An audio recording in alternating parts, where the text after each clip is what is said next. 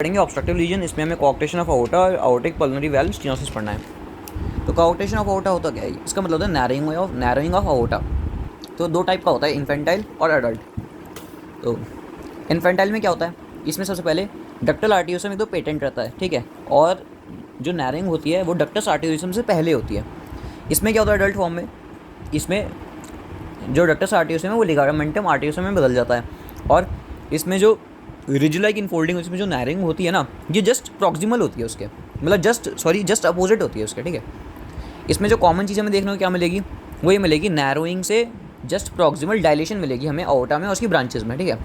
और 50% केसों में ये भी हो सकता है कि आउटिक वेल्व बाइस्कस्पिड हो, 3 की जगह 2 ही हो। अब मैंने डिफरेंस सारा का इन्फेंटाइल और एडल्ट में। इन्फेंटाइल में क्या होता है? नैरोइंग होती है बिटवीन लेफ्ट सब क्लेवियन एंड डक्टस आर्टियोसम, ठीक है। और अडल्ट में क्या होता है? अडल्ट में जो नैरोइंग होती है वो जस्ट अपोजिट होती है इसके। और एक और चीज़, ये जो नैरोइंग हो रही है, हो क्यों रही है? जो आउटा के अंदर ही जो स्मूथ मसल्स है उनकी वजह से हो रही है ये। और इसमें जैसे मैंने बता रखा है कि इसमें अडल्ट फॉर्म में क्या होता है, लेफ्ट वेंट्रल की हाइपरट्रोफी हो जाती है, क्योंकि स्टेनोसिस हो रखा है तो प्रेशर ज़्यादा चाहिए ब्लड को पास करने के, इसलिए। लेकिन जो इन्फेंटाइल टाइप है ना, उसमें हमें राइट वेंट्रल की हाइपरट्रोफी मिलती है। और ऐसा क्यों मिलता है हमें? असल में क्या होता है, इसमें डक्टस आर्टियोसम तो पेटेंट रहता है, तो उसकी वजह से क्या होता है, ब्लड की शंटिंग हो जाती है ना। अब क्या है, अब हमें जो ब्लड है ना, ब्लड वो क्या हो रहा है, ब्लड पल्मोनरी ट्रंक से आउटा में जा रहा है ना, तो प्रेशर ग्रेडियंट डेवलप करना पड़ेगा। उसको डेवलप करने के लिए राइट वेंट्रल हाइपरट्रोफी कर जाता है, और जो पल्मोनरी ट्रंक है वो डायलेट कर जाता है इतना प्रेशर झेलने के लिए। तो इसलिए इसमें राइट वेंट्रल की हाइपरट्रोफी दिखने को मिलती है हमें।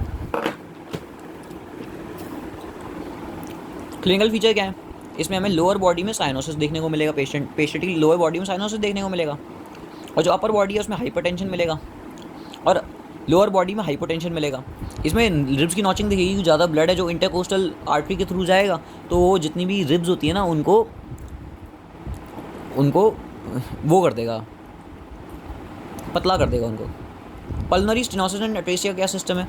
पल्मोनरी स्टेनोसिस मतलब पल्मोनरी वेल्व के लेवल पे स्टेनोसिस हो गया। इसमें क्या क्या देखने को मिलेगा? इसमें मतलब इसका क्या मतलब है कि पल्मोनरी ट्रंक में ब्लड नहीं जा रहा है, मतलब नैरो हो गया वो पाथ, तो उसमें राइट वेंट्रल की हाइपरट्रोफी मिलेगी टू डेवलप द प्रेशर। और स्टेनोसिस के बाद इसमें क्या हो जाएगा, जैसे जो पोस्ट स्टेनोटिक स्टेनोसिस के बाद जो पल्मोनरी ट्रंक आएगा ना, उसी डायलेशन मिल जाएगी, क्योंकि इतनी तेज़ी से ब्लड जाएगा उसमें। और अगर मान लो कंप्लीट एट्रेसिया हो गया तो इसका क्या मतलब है, राइट वेंट्रिकल और पल्मोनरी के सिस्टम में तो वही नहीं बची, कोई कनेक्शन ही नहीं बचा है। तो क्या हो जाएगा, राइट वेंट्रिकल एट्रोफी हो जाएगा। लेकिन हमें ब्लड तो लंग्स तक पहुंचाना है, तो क्या हो जाएगा, इस चीज़ में पेटेंट डक्टस आर्टेरियोसम बहुत काम आएगा। अगर ये पेटेंट है, अगर डक्टस आर्टेरियोसम लिगामेंटम में नहीं बदला, अगर ये पेटेंट है, तो क्या हो जाएगा, जो ब्लड है आउटा से वो चला जाएगा पल्मोनरी ट्रंक के अंदर, और लंग्स की परफ्यूजन हो जाएगी। अब देखते हैं हम आउटिक स्टेनोसिस एंड अट्रेसिया। अगर मान लो आउटिक स्टेनोसिस हो गई है, तो 3 लेवल पे होती है ये, वैल्वुलर, सब वैल्वुलर, वैल्व से नीचे और वैल्व के ऊपर। तो इसमें होता क्या, अगर मान लो वैल्वुलर है तो वैल्व में क्या क्या दिक्कत सकती है, या तो वैल्व छोटा बन गया, या वैल्व थिक हो गया, डिस्प्लास्टिक हो गया, या वैल्व में एबनॉर्मल हो गया नंबर में, ठीक है। अगर मान लो अगर कंप्लीट स्टेनोसिस हो गया तो इसका क्या मतलब है, अक्लूजन हो गया पूरा, अट्रेसिया हो गया, इसका मतलब है लेफ्ट वेंट्रिकल और सिस्टम के बीच में, सिस्टमिक फ्लो के बीच में कोई कनेक्शन ही नहीं बचा है। तो इसमें क्या काम आएगा, पेटेंट डक्टस आर्टेरियोसम काम आएगा। इससे क्या होगा, जो ब्लड पल्मोनरी ट्रंक में जा रहा था वो चला जाएगा आउटा में, और इसमें क्या हो जाएगा, फिर लेफ्ट वेंट्रिकल की तो हाइपरट्रोफी हो जाएगी, हाइपोट्रोफी हो जाएगी लेफ्ट वेंट्रिकल की, लेफ्ट वेंट्रिकल काम नहीं आ रहा, एट्रोफी हो जाएगी एक तरह से। और इसको क्या कहते हैं हम, हाइपोप्लास्टिक लेफ्ट हार्ट सिंड्रोम भी कहते हैं इसे।